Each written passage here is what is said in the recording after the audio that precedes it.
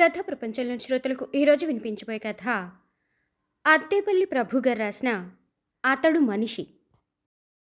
మన చుట్టూ ఉండే ప్రదేశం చాలా ప్లెజెంట్గా ఉండాలి, చాలా ఖరీదుగా అందంగా కూడా ఉండాలి. తల తిప్పి చూడగానే కనిపించే అమ్మాయి మూతికి బుగ్గలకి రంగుతో, విరబోసుకున్న జుట్టుతో, మహా బిగుతైన జీన్స్లో రా అని పిలుస్తున్నట్టుగా ఉండాలి. ఎండ రాకూడదు, లైట్లే ఉండాలి. వేడి రాకూడదు, ఏసీ ఉండాలి. అదే జీవితం. ఇలా లేని ప్రపంచం ఉంటుంది, నేను ఒప్పుకుంటాను. కానీ అది మనకు అనవసరం. ఆ దరిద్రం గురించి ఆలోచించనే చించం కాబట్టి దానిలోకి వెళ్ళనే వెళ్ళం అని అంటాడు మా మిత్రుడు మహి అనే మహేష్. తాను అలానే అనుకున్నాడు, కానీ తప్పనిసరి వెళ్ళాల్సి వచ్చింది. ఇప్పుడు ఇలా ఇరుక్కుపోవలసి వచ్చింది. ఎదురుగా గోదావరి పాయ, దూరంగా ఆవలి ఒడ్డు పాసర్ల పొడి, వైనతేయ గోదావరి ఎర్రటి నీళ్లతో పరవళ్ళు తొక్కుతోంది. అద్భుతమైన దృశ్యం. భీకరమైన వాన అలా కురుస్తూనే ఉంది. అమలాపురం దిగి ఆటో పట్టుకుని ఈ బోడసుకురు రేవుకు వచ్చేస్తుండగా మొదలై పెరిగిపోయింది వాన. రేవు దగ్గర దిగి ఆటోవాడికి డబ్బులిచ్చి గబగబా లాంచీ కోసం వస్తూ ఉండగానే పూర్తిగా తడిసిపోయాడు. రేవులో ఉన్న చిన్న బడ్డీ కొట్టు చూరు కింద నిలబడి కొట్లో ఉన్న అతన్ని అడిగాడు, ఆవలికి వెళ్ళడానికి లాంచీ ఉంటుందా? అతను ఒకసారి చూసి, ఇంకేయాల్టికి ఉండవండి, ఎంత వానలో లాంచీ వెళ్దో అన్నాడు. అని, ఏ ఊరెళ్ళాలండి అడిగాడు. ఆదుర్రు. మీరు వెళ్ళలేరండి అన్నాడు అతను చల్లగా. సాయంత్రం 4 దాటింది. కానీ వాన వల్ల, మబ్బులు కమ్మేసిన ఆకాశం వల్ల చీకటి పడిపోయినట్టుగా ఉంది. అలా పెరిగిపోతూ ఉంది వాన. రోజుల తరబడి తెరిపి లేకుండా కురిసేలా ఆ వాన అపూర్వంగా ఉంది. దూరంగా గీత గీసినట్టు కొబ్బరి చెట్ల నేల, పైన ఆకాశం, కింద నది, రెండూ ఒకేలా ఉన్నాయి. అటూ ఇటూ అంతా నదే, అంతా ఆకాశమే. నింగి నేల ఏకమైనట్టుగా వాన కురుస్తోంది. రేవులో చిన్న పెద్ద పడవలు గుంజలకు కట్టేసున్నాయి. Crisis management. ఇలా దిక్కుతోచిన స్థితిలో ఏదో ఒక దారి వెతకాలి. మరీ ముఖ్యంగా మానసిక నిబ్బరాన్ని కోల్పోకూడదు. వెంకటేష్ బ్యాగుని నెత్తిమీద పెట్టుకుని గబగబా వర్షంలోకి వెళ్ళాడు. ఒడ్డున కాస్తంత దూరంలో భూమికి జానెడు పాక ఒకటి కనిపించింది. ఎస్, అందులో ఖచ్చితంగా మనకు కావలసిన వాళ్ళు ఉంటారు అనుకుంటూ చిన్న పరుగుతూనే ఆ పాక దగ్గరికి వెళ్ళి వంగి లోపలికి చూశాడు. ఏమండి, ఏమండి అంటూ పిలిచాడు. లోపల పొయ్యి దగ్గర కూర్చున్నాడు ఒక మనిషి. అతను తల తిప్పి చూశాడు. గుమ్మం ముందు 2 కాళ్ళు కనిపించాయి. అతను లేవకుండానే, ఎవరాలు అన్నాడు. ఆ కాళ్ల మనిషి వంగాడు. ముఖం కనిపించింది. పడవ కావాలి అంది ముఖం. కూర్చున్న వ్యక్తి పైకి లేస్తూ, లోనికి రండి బాబు, మొద్దైపోతున్నారు అన్నాడు. వెంకటేష్ అలా వంగి పాకలోకి దూరాడు. ఓ పక్కగా నులక మంచం వేసి ఉంది. అది ఇంచుమించు నేలని తాకేంత గొయ్యైపోయింది. పాకలో ఉన్న మనిషి, అన్నన్నా శానా తడిసిపోయారే, అలా మంచం మీద కూర్చోండి బాబు, పర్లేదు, అది ఏమి ఇరిగిపోదులే అన్నాడు. వెంకటేష్ బ్యాగుని పక్కగా పెట్టి మంచం మీద కూర్చున్నాడు. తలలోంచి నీళ్లు కారిపోతున్నాయి. కాళ్ల మీద నుంచి, బూట్ల మీద నుంచి నీళ్లు కారి నేల మీద చిన్న మడుగుగా కడుతున్నాయి. వెంకటేష్, అవతలి ఒడ్డుకు వెళ్ళాలి, బోట్లో నన్ను తీసుకెళ్తారా అన్నాడు. వర్షంలో తడుస్తున్నప్పుడు అనిపించలేదు. వెన్నులోంచి, ఎముకల్లోంచి వణుకు బయలుదేరింది. దవడలు కటకటా కొట్టుకుంటున్నాయి. ఇంత వణుకా? ఆ పాకలోని మనిషి వెంకటేష్ను చూచి, చచ్చచ్చచ్చ అంటూ, శానా తడిసి ముద్దైపోయినారు బాబు, ముందే తువ్వాలతోటి తల తుడుచుకోండి అన్నాడు ఒక పొడిగా ఉన్న తువ్వాలొకటి ఇస్తూ. లేదు, నా బ్యాగ్లో టవల్ ఉంది అంటూ బ్యాగ్ని తీశాడు. పైన కొద్దిగా తడిసున్నా లోపల పొడిగానే ఉన్నాయి. ఒక టవల్ని బయటికి లాగాడు. తుడుచుకోవడం మొదలుపెట్టాడు. ఈలోగా ఆ మనిషి పొయ్యిలోని పుల్లల్ని మండించి పొయ్యి మీద నల్లటి సత్తుగిన్నె ఒకటి పెట్టి అందులో నీళ్లు పోశాడు. వెంకటేష్ తల తుడుచుకొని ఆ టవల్తోనే ప్యాంటు చొక్కాల మీదే ఒళ్ళు కూడా తుడిచేసుకున్నాడు. నీళ్లు ఓడడం తగ్గింది, కానీ వణుకు తగ్గడం లేదు. కాసిన్ని నిప్పులు ఒక పగిలిపోయిన కుండ పెంకులో పెట్టి దాన్ని మంచం కింద పెట్టాడు ఆ మనిషి. కూసోండి బాబు, ఎచ్చగుంటది అని పొయ్యి మీద మరిగిన టీని 2 గ్లాసుల్లో పోశాడు. చల్లని ఆ వాతావరణంలో టీ వాసనకి ప్రాణం లేచొచ్చినట్టు అయింది. మంచం మీద కూర్చుని అడుగు నుంచి వెచ్చదనం శరీరాన్ని వేడెక్కిస్తూ ఉండగా టీని 2 గుక్కల్లో తాగాడు. బెల్లం వేసిన డికాషన్, చిరుచేదుతో చిత్రమైన రుచి. మెల్లిగా వణుకు తగ్గింది. ఆ మనిషి ఒక బీడీని తీసి పొయ్యిలోని పుల్లతో ముట్టించి గుప్పుమని పొగ వదిలాడు. గ్లాసు కింద పెడుతూ మళ్ళీ అడిగాడు వెంకటేష్. నేను అర్జెంటుగా ఆదూరు వెళ్ళాలి, చాలా అర్జెంట్. లాంచీ పోదట. మీ బోట్లో నన్ను అటువైపు తీసుకెళ్ళగలరా? ఎంత డబ్బైనా పర్వాలేదు అన్నాడు. ఈసారి గొంతు వణకలేదు. వంటి మీద బట్టలు మాత్రం తడిగా చిరాగ్గా ఉన్నాయి. ఆ మనిషి బీడి పొగని మళ్ళీ ఊత్తూ, ఏ ఊరు మందే అన్నాడు. కోపం వచ్చింది వెంకటేష్కి. ఏ ఊరైతే ఏంటి? ఆ మనిషి నవ్వుతూ, కోప్పడకండి బాబు, నేను ఊరికే అడిగా అంతే. బయట వాన్ చూసారా? తుఫానంట, శటం ఆక్కుండా కొడుతుంది అన్నాడు. పర్లేదు, తడిసిపోయినా పర్వాలేదు, అర్జెంటుగా వెళ్ళాలి అంతే. ఎళ్ళలేం బాబు. ఎంత డబ్బైనా పర్లేదంటున్నా కదా. అబ్బే, ఇది డబ్బులతో తేలే ఎవ్వరం కాదు. గోదావరి అమ్మోరమ్మలా ఉంది, ఏలు పెడితే లాగేసేలా ఉంది. హాయిగా ఈ వాన్లో ఇలా మునగ తీసుకొని కూసోవడం, వాన్ని గోదావరిని చూడటం తప్ప మరేటి చేయలేం. నిశ్చేష్టుడైపోయాడు వెంకటేష్. బయట వర్షపు హోరు భీతావహంగా వినిపిస్తోంది. చీకటి పడిపోయింది. పాకలోని మనిషి లాంతరు వెలిగించి చూరుకు వేలాడదీశాడు. గుమ్మం దగ్గరికి వెళ్ళి, సౌడు సౌడు అని అరిచాడు. మళ్ళీ లోపలికి వచ్చి గుమ్మం మీద కూర్చుని, కాస్తంత వాన తగ్గితే అమలాపురం వెళ్ళిపోండి బాబు. అక్కడి నుంచి రాజోలు బస్సులుంటాయి. ఎక్కేసి జగ్గన్నపేటలో దిగిపోయి అట్నుంచి ఆటోనో దొయ్యన్నో అట్టుకొని ఆదూరు పోవచ్చు అన్నాడు. నిట్టూర్చాడు వెంకటేష్. త్వరగా వెళ్ళాలని ఇటొచ్చాడు తను. అందుకే అంటారు తొందర ఆలస్యానికి మొగుడని. కానీ ఇప్పుడు పరిస్థితి ఏమిటి? ఎక్కడికి పోవాలి రాత్రి? ఇక్కడెక్కడా లాడ్జీలుండవు. ఉన్నా ఎక్కడికి వెళతాం? బాగా నీరసించిన గొంతుతో అన్నాడు. దగ్గరలో లాడ్జీలుండవా? అమలాపురం పోవాలి బాబు, అయినా ఎలా వెళ్తారు అన్నాడు. మరి ఇంతలో బయట నుంచి ఒక కుర్రాడు నెత్తిమీద ఒక ప్లాస్టిక్ సంచిని కప్పుకొని లోపలికి వచ్చాడు.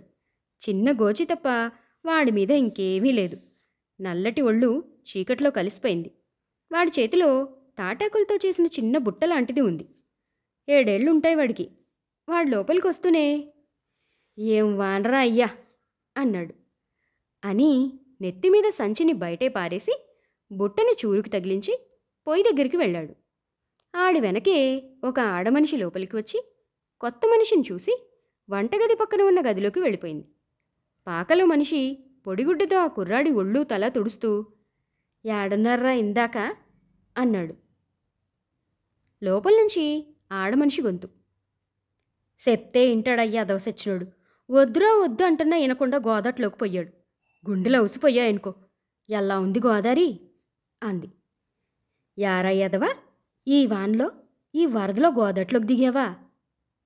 ఆ కుర్రాడు లేచి ఓ కాలు కొంచెం వంకరగా పెట్టి తలని ఓ పక్కకు వాల్చేసి లేని కాలర్ ఉన్నట్టుగా అభినయిస్తూ, మనం చిరంజీవోళ్ళం, మన్ని గోదారేడ్చేద్ది అన్నాడు. వాడి నాన్న నవ్వాడు. యాదవకి చిరంజీవి పిచ్చండి అన్నాడు. లోపల నుంచి పొడిచీర కట్టుకుని ఆడమనిషి బయటికి వచ్చి వంటగదిలోకి వెళ్ళింది. దానికి తలుపంటూ ఏమీ లేదు, గుమ్మం మాత్రం ఉంది. లోపల ఆమె పొయ్యిలో నిప్పును రాజేసి పుల్లలు మంటపెట్టి వంట మొదలుపెట్టింది. పాకలోని మనిషి లాంతరు చిమ్నీ పైకెత్తి ఇంకో వేడి వెలిగించి ఒక మూలగా మునగ తీసుకొని కూర్చున్నాడు. ఆ కుర్రాడు వంటగదిలో వాళ్ళమ్మ వీపు మీద ఎక్కి ఊగుతున్నాడు. వెంకటేష్ ఒకసారి లేచి బ్యాగ్ని ఓ పక్కగా పెట్టాడు. కింద నిప్పులు ఆరిపోయి ఉన్నాయి. లేచి బయటకు చూశాడు. బయట అంటూ ఏముంది, అంతా చీకటి గుయ్యారం. ఆ పాకలోని లాంతరు నారింజ వెలుగు ఆ చీకట్లో పడి మాయమైపోతుంది. చిటపటా చిటపటా వాన చినుకులు. కొబ్బరి చెట్లు ఊగిపోతున్నట్టు గాలి తెలుస్తోంది. ఏమిటి పరిస్థితి అనుకున్నాడు వెంకటేష్. ఆ మనిషితో అన్నాడు, ఈ వాన ఇప్పట్లో తగ్గేలా లేదు. అతను అలా చీకట్లోకి చూస్తూ, అవునండి, ఎన్నాళ్ళైంది ఇలాంటి వానపడి అని ముక్తాయించాడు. లాంతరు వెలుగులో టైం చూశాడు. ఇంకా 7 కూడా అవ్వలేదు. లోకం అదృశ్యమైపోయింది. లోపల నుంచి అన్నం ఉడుకుతున్న కమ్మని వాసన కమ్ముకుంది. ఈ వాసన ఇంత బాగుంటుందా అనుకున్నాడు. ఇప్పుడు ఈ వానలో నేనెక్కడికి వెళ్ళగలను అన్నాడు. ఆ మనిషి గుమ్మంలో పడుతున్న చినుకులను, వాటి మీద పడి మెరుస్తున్న నారింజ వెలుతుర్ని కన్నార్పకుండా చూస్తూ, ఎక్కడికి వెళ్తారు బాబు, ఎక్కడికి వెళ్ళలేరు అన్నాడు. మరేటుంటుంది బాబు, ఉండిపోవాలా? కాసింత వానైనా తగ్గితే అప్పుడు చూడాలి. ఆ పిల్లవాడు లోపల నుంచి గెంతుకుంటూ వచ్చి వాళ్ళ నాన్న వీపు మీదకి ఎక్కాడు. సల్లి పెడుతుంటే గోసిగుడితో ఉండిపోయేవేట్రా, పోయి సొక్కాన్నే వేసుకో అన్నాడు. వాడు లేచి ఒక్క గెంతులో లోపలికి పోయి చొక్కా వేసుకుని అయ్యా అంటూ వచ్చాడు.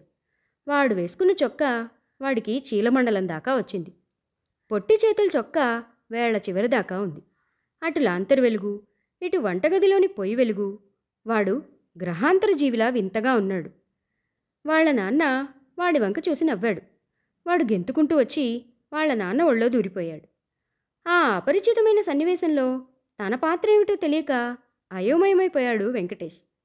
ఈ రాత్రి ఈ పాకలో ఈ అపరిచిత కుటుంబంతో తెల్లవారదీయాల్సిందే. ఈ ఆగంతకుని అస్తిత్వాన్ని వాళ్ళెవరూ అబ్బురంగా చూడటం లేదు. నిత్యమూ అగిపించే చుట్టాన్ని చూడటానికి అలవాటు పడ్డట్టుగా ఉన్నారు. క్రైసిస్ మేనేజ్మెంట్లో తనకున్న అపారమైన తెలివి ఈ రాత్రి గింగరాలు తిరిగి ఎక్కడికి పోయిందో. లక్ష్య సాధనలో ఇక్కడ ఇరుక్కుపోవడం ఒక అనివార్య సంఘటనే. కానీ అది మన ప్రమేయం లేకుండా మన మీద వచ్చి పడిపోతే ఇంక క్రైసిస్ లేదు, మేనేజ్మెంటు లేదు. పువ్వులా చెందుతున్న వెలుగు బుడగల చినుకులు చూస్తూ కూర్చోవడం తప్ప. లోపల నుంచి చేపల పులుసు వాసన ఆకలి రేకెత్తిస్తూ అలుముకుంది. వాసన తగులుతున్న కొద్దీ తినేయాలనే కోరిక చిందులేయడం మొదలుపెట్టింది. లేచి వాచిని లాంతరు పక్కగా పెట్టి చూశాడు. 7 దాటింది. అప్పుడే ఇంత ఆకలా? లోపల నుంచి కుర్రాడి తల్లి సోడు అంటూ పిలిచింది. వాడు లేచి లోపలికి వెళ్ళాడు. ఒక గిన్నెలో పొగలు చిమ్మే అన్నం, దానిపైన చేపల పులుసు వేసుకొని వచ్చి వాళ్ళ నాన్న పక్కన కూర్చుని తినడం మొదలుపెట్టాడు. ఆవిడ మరో 2 కంచాల్లో అన్నము, 2 స్టీల్ గిన్నెలో పులుసు వేసుకొని వచ్చి మంచం పక్కన పెట్టింది. ఆ పాకలోని మనిషి లేచి, వన్నం తినేయండి బాబు, తినేసి తొంగుంటే తెల్లారి సంగతి భగవంతుడు చూసుకుంటాడు అన్నాడు. తనకి వద్దనలేనంత ఆకలి వేస్తూ ఉండడంతో వెంకటేష్కి చిత్రం అనిపించింది. అతను లేచి బుద్ధిగా వెళ్ళి ఒక కంచం ముందు కూర్చున్నాడు. ఆవిర్లు చుమ్ముతున్న అన్నం కంచంలో రాసిపోసినట్టు నిండుగా ఉంది. ఇంత అన్నమా అనుకున్నాడు. గొంతు పెగలు తీసుకొని, ఇంత అన్నం నేను తినలేను అన్నాడు. అదెంతుంది బాబు అంది ఆమె గుమ్మం దగ్గర నుండి. లేదు నేను తినలేను, కొంచెం తీసేయండి ప్లీజ్ అన్నాడు. ఆమె అన్నం వండిన గిన్నె తెచ్చి తెడ్డుతో కొంచెం అన్నం తీసింది. పులుసును అన్నంలో కలుపుకున్నాడు. ఆ వాసనకే నోట్లో నీళ్లు ఊరిపోయాయి. నోరూరిపోవడం చిన్నప్పుడు తప్పిస్తే మళ్ళీ తనకి అనుభవం లేదు. అన్నాన్ని కూరని చూస్తే నోరూరుతుందా? వర్రగా ఉన్న చేపల పులుసు కొద్ది కొద్దిగా కలుపుకొని మళ్ళీ అన్నం పెట్టించుకొని తిన్నాడు. ఆకలికి మొహమాటం ఉండదు. ఆ చల్లని వానరాత్రి, వేడివేడి అన్నం, వర్రగా ఉన్న పులుసు, ఒళ్ళు ముఖం వేడెక్కిపోయి తలలో చిన్నగా చెమట కూడా పట్టింది. ఆహారం తినడం ఇంత అనిర్వచనీయమైన అనుభవాన్నిస్తుందా? భోజనం అయిపోయింది. లేచి మళ్ళీ టైం చూసి నడుము దగ్గర నుండి సెల్లును బయటకు తీశాడు. సిగ్నల్ లేదు, ఎవ్వరికీ ఫోన్ చేయలేం, ఎవ్వరూ మనకు చేయలేరు, నో సిగ్నల్. ఆ కుర్రవాడు తింటూనే నిద్రకు పడ్డాడు. వాళ్ళమ్మ కూడా తినేసి కుర్రాన్ని తీసుకుని లోపలి గదిలోకి వెళ్ళి మంచం మీద పడుకుంది. పాకలోని మనిషి తినేసిన కంచాల్ని గుమ్మం అవతల పడేసి తువ్వాలతో చేయి తుడుచుకొని బీడీ తీసి వెలిగించి కూర్చున్నాడు. తనకు ప్రమేయం లేని ఒక చిత్రమైన పరిస్థితిలో కొనసాగిపోతున్నాను అనుకున్నాడు వెంకటేష్. చిత్రంగా ఆ మనిషి కూడా అలానే ఉన్నాడు. కానీ అతనికి ఏం చేయాలో తెలుసు. అతని ఇంట్లో ఒక అపరిచితుడున్నా అది తనకి ప్రమేయం లేని సందర్భంలాగానో లేక సహజమైన ఘటనలాగానో ఉన్నాడు. వెంకటేష్ లేచి బ్యాగ్ తీసి షార్ట్స్ బయటికి తీశాడు. ఒంటి మీద ప్యాంటు షర్ట్లు ఇంకా తడిగానే ఉన్నాయి. టవల్ చుట్టుకొని వాటిని తీసేసి షార్ట్ వేసుకున్నాడు. మరొక పొడి షర్టు వేసుకుని తడి బట్టల్ని చూరులో తాటికమ్మకి వేలాడతీశాడు. అతను అలా కూర్చుని బయటికి చుట్టం మొదలుపెట్టాడు. ఈ చిన్న పాక, ఒంటి మీద బట్టలు లేని కుర్రాడు, కరెంటు లేదు, టీవీ లేదు, సోఫాలు లేవు, డైనింగ్ టేబుల్ లేదు, ఫ్రిడ్జ్ లేదు, మంచాలు లేవు. ఏమిటి బతుకు? ఈ బతుక్కి ఒక లక్ష్యం లేదు. ఉన్నత స్థితికి ఎగబాకిపోవాలి అనే కిల్లింగ్ ఇన్స్టింక్ట్ లేదు. ఎలా బతుకుతున్నారు ఈ బతుకు? అసలు ఎందుకు బతుకుతున్నారు? ఒక జంతువులాగా. బతుకున్నాం కనుక తినడం, తింటున్నాం కనుక బతకడం, ఇంతేనా? ఒక ఐన్స్టీన్ తెలీదు, న్యూటన్ తెలీదు, జార్జ్ బుష్ తెలీదు, బిల్ గేట్స్, కనీసం సత్యం కంప్యూటర్స్ తెలీదు. ఈ అజ్ఞానం వల్ల దరిద్రం. ఎందుకీ బతుకు? తన ఆలోచనలకి తనకే నవ్వొచ్చింది వెంకటేష్కి. బయట వర్షం చెప్పుడు వినిపిస్తూనే ఉంది. దాంతోపాటు ఒకలాంటి హోరు, నది ప్రవహిస్తున్న ధ్వని, ఉండి ఉండి నేలని పేల్చేస్తాయా అన్నట్టు మెరుపులు. పాకలోని మనిషి లేచి లోపలికి వెళ్ళి ఒక చిరిగిపోయిన చాప, ఏ శతాబ్దం నాటిదో ఒక బొంత తెచ్చాడు. ఆ బొంత చాలా వరకు పీలికలైపోయి ఉంది. వాటిని మంచం పక్కగా పడేసి, పడుకోండి బాబు, తెల్లారెట్టా ఉంటుందో చూద్దాం అన్నాడు. అని అంతవరకు కూర్చున్న చోటనే ఒక గోనుపట్టాన్ని సర్దుకొని పడుకున్నాడు. లాంతరు బాగా తగ్గి నిశ్చలంగా వెలుగుతోంది. నిజానికి ఆ వెలుగులో ఏమీ కనపడకపోయినా అది స్నేహితుడి స్పర్శలా ఆప్తంగా ఉంది. వెంకటేష్ చాపని పరిచాడు, కానీ బొంతని మంచంపైనే వదిలేశాడు. ఇందాక తను నిలబడ్డ చోట, కూర్చున్న చోట నేలంతా చెమ్మగా ఉంది. కాస్త యువతలికి చాపని లాగి తన బ్యాగ్లోంచి ఒక దుప్పటి తీసి పరిచాడు. ఇంకో పల్చడి దుప్పటి తీసి బ్యాగ్ని తలగడలా అమర్చుకొని నేలమీద గాలాడు. బయట అంధకారంలో ఊహ కూడా పోవడం లేదు. కానీ మెరుపు మెరిసినప్పుడల్లా కాస్త బంగారం కలిసిన వెండిలా ఒక అనంత నీటి ప్రవాహం తటిల్లున మరిసి మాయమైపోతుంది. సెల్లు తీసి టైం చూశాడు. 8. తాను కలలో కూడా ఈ టైంకి పడుకోలేదు. కళ్ళు తెరవగానే కోసిన ముక్కలాగా వెలుగు కనిపించింది. అది గుమ్మం. వాన అలానే ఉంది, చప్పుడు అలానే ఉంది, గాలి అలానే ఉంది, కొద్దిగా వెలుగు. ఈ రాత్రి వెలుగొచ్చిందేమిటి అనుకున్నాడు. లేచి కూర్చున్నాడు. రాత్రి కాదు, తెల్లవారింది. వాళ్ల నాన్న కూర్చున్న చోట పిట్టలా కూర్చుని బయటికి చూస్తున్నాడు కుర్రాడు. ఆ కుర్రాడిని చూస్తూ, మీ అమ్మ నాన్న ఎటు వెళ్ళారు? ఆ కుర్రాడు అతని వంక చూసి 2 వేళ్లు చూపించాడు. మెల్లగా లేచాడు వెంకటేష్. గుమ్మం దగ్గరగా వెళ్ళి బయటకు చూశాడు. గోదావరి అంచు ఇంచుమించుగా గట్టును తాకుతోంది.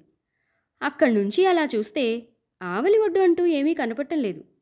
నది అలా పరుచుకొని లేచి ఆకాశంలోకి వెళ్ళిపోయింది. గుమ్మంలోంచి కాలు బయటపెట్టి చూరు కిందగా నిలబడ్డాడు. జల్లు మీద పడింది. గుండె జల్లుమంది. ఏమిటిది? ధారలుగా పడుతున్న వాన కమ్మేసి చూపు ఎక్కువ దూరం పోవడం లేదు. అంతా తెల్ల రంగు తెరలు దిగవేసినట్టుగా చుట్టూ మూసుకుపోయి ఉంది. ఆ తెరల వెనగ్గా చెట్ల జాడ అల్లుకొనిపోయి ఉంది.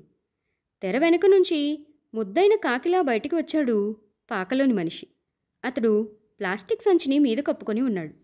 కానీ అదేం ఆగుతుంది?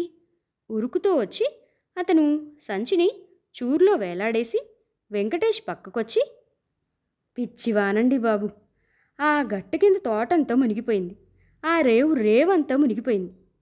గోదావరి చూసారా?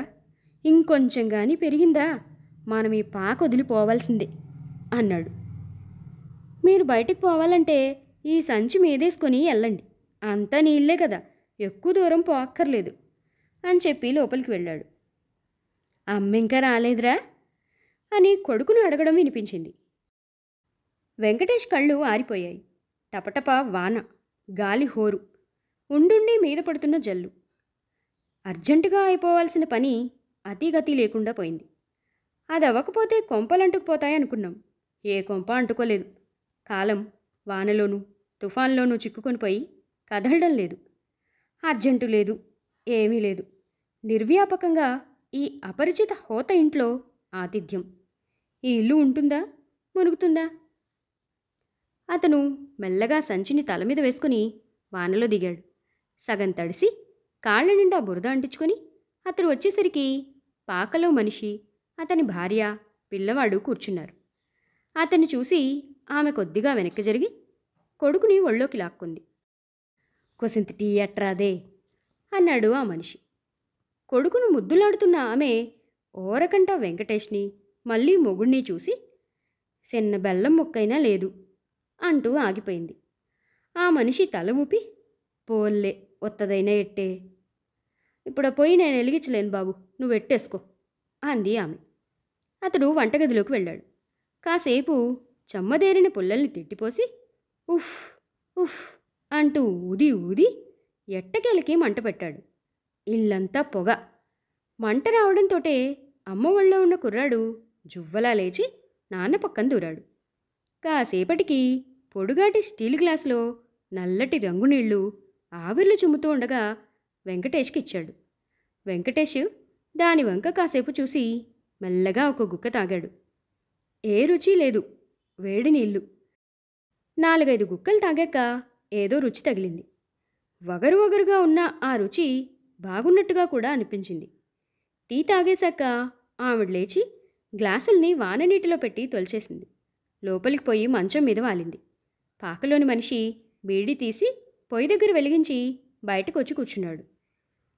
తన బ్యాగ్ మీద వెనక్కి వాలి కూర్చుంటున్న వెంకటేష్, మీ అబ్బాయి పేరేమిటండి అన్నాడు. సోమరాజండి, మా అయ్య పేరెట్టాను. కుర్రాడు మంచి చురుగ్గా ఉన్నాడు. చదువుతున్నాడా? అబ్బే, ఏం చదువుతాడండి, పని పాట లేకుండా బల్లో కూసుంటానంటే మనకు గడవదు కదా.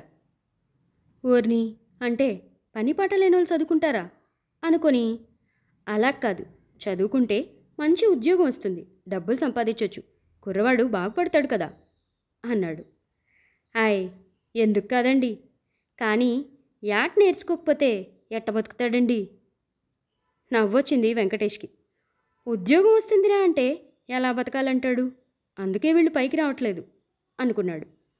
అది కాదండి, చదువుకోవడం వల్ల చాలా విషయాలు తెలుస్తాయి, పెద్ద పేరు సంపాదించవచ్చు.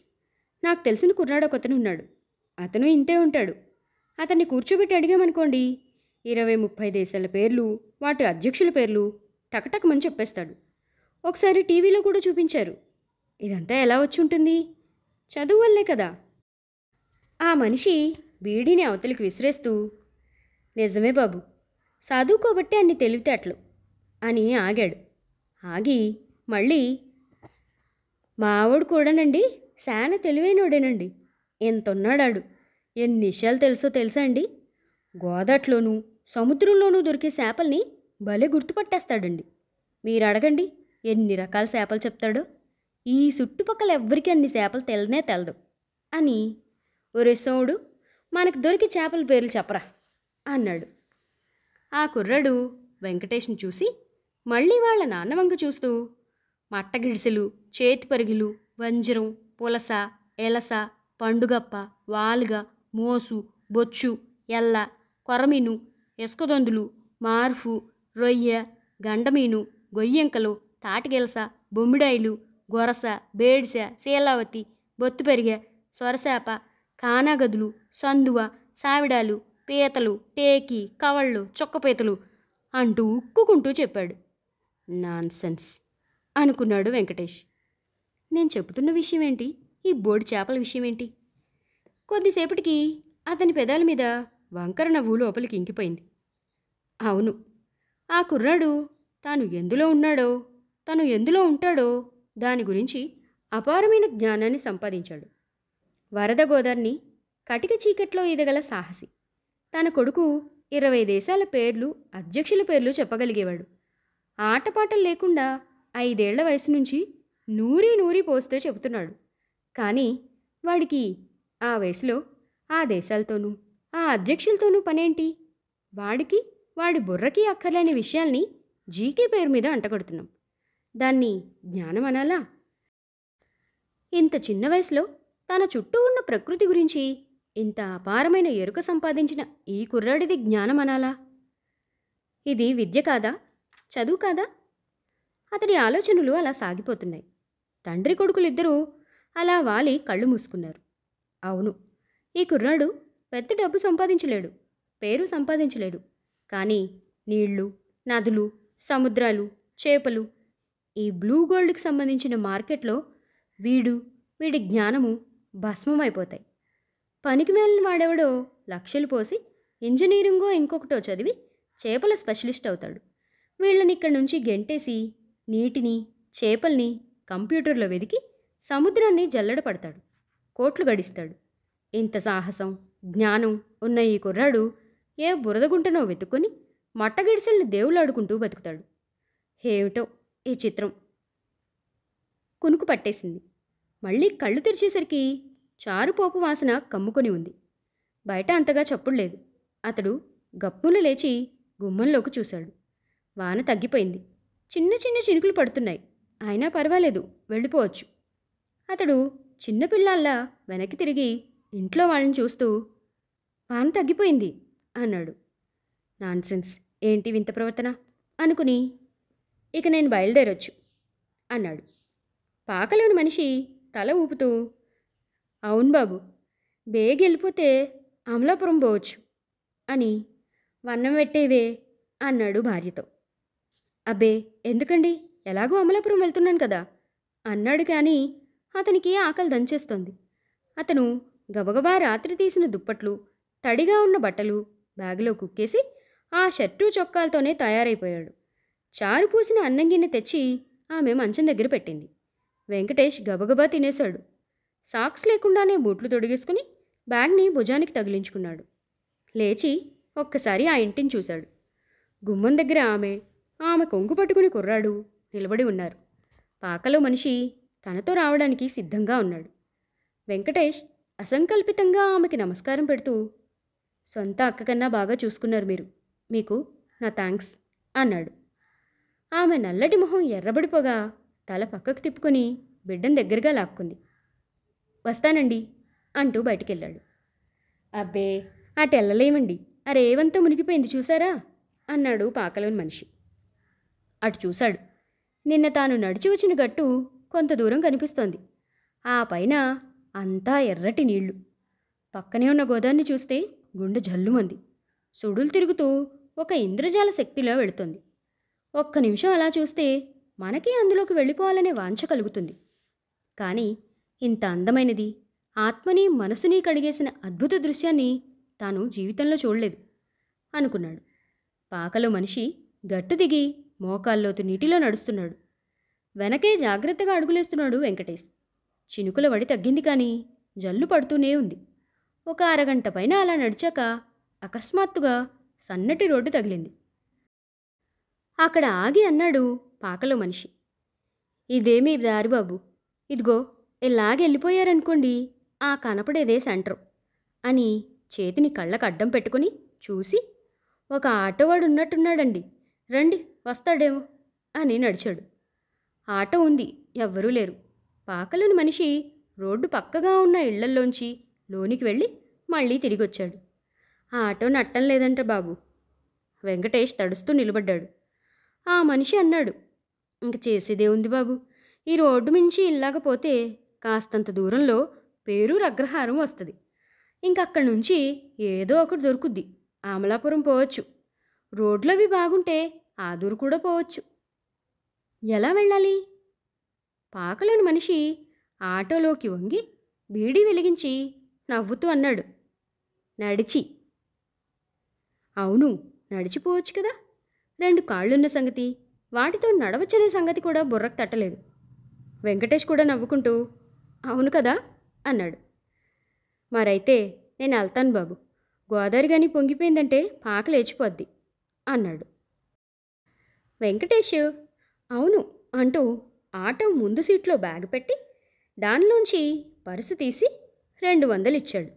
ఉంచండి అంటూ అతనికి ఇవ్వబోయాడు.